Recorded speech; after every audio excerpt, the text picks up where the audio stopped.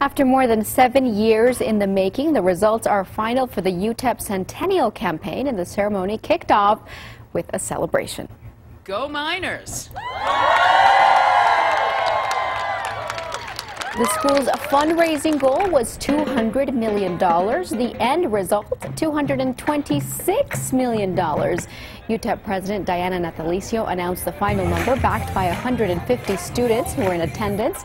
A successful campaign to assist the university for the next 100 years to come. And joining us now is Dr. Diana Natalicio. Thank you for coming and congratulations. Well, thank you so much for inviting me. It is a great day for UTEP. Absolutely. It was a big effort, great results. Now, this money matters at the state level in the effort to get the university to become Tier 1. Where are we with that?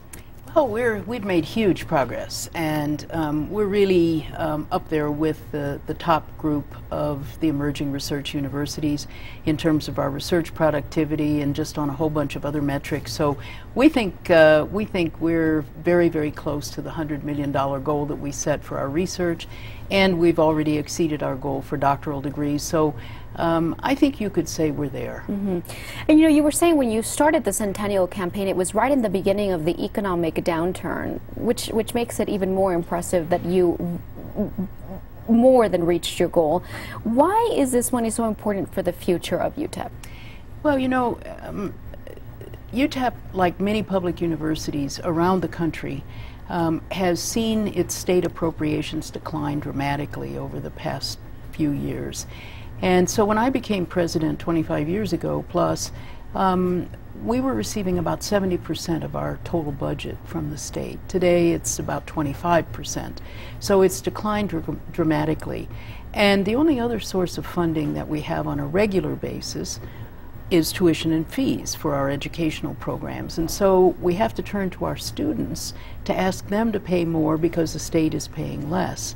Well, there's a problem with that because UTEP students are quite price sensitive, and affordability is a real high value for us. Right. And so we've been hesitant to raise tuition as much as the state has reduced appropriations.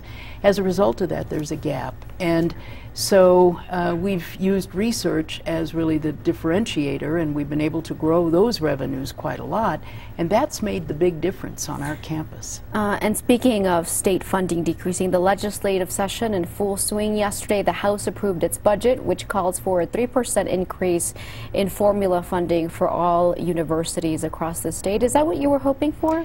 Well, we always wish that it could be a little bit more because the declines have been far greater than that, and we lost about 17% over the past several years. So it would be much better if it were more, because it would mean that we could maintain that affordability for our students, but 3% is better than a stick in your eye, I guess. The budget does include $7 million for UTEP's pharmacy program.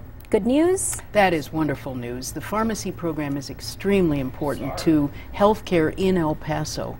The shortage of pharmacists here is severe, and UTEP could produce many, many more pharmacy graduates if we had the funding to hold a program entirely in El Paso. As it is now, students have to go to Austin for 2 years of the program.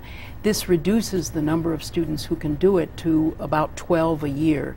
We could grow this program to 40, which would mean we would be graduating that many more pharmacists, and that would help meet the demand for pharmacists in El Paso. It's a great career, a lot of students interested in it, and a great opportunity for us. There's a proposal in the Texas Senate that would repeal a law that lets so-called dreamers or undocumented immigrants who came here as children pay in-state tuition. What's your position on this? Well, I think it would be truly regrettable if the legislature were to renege on a commitment that was made.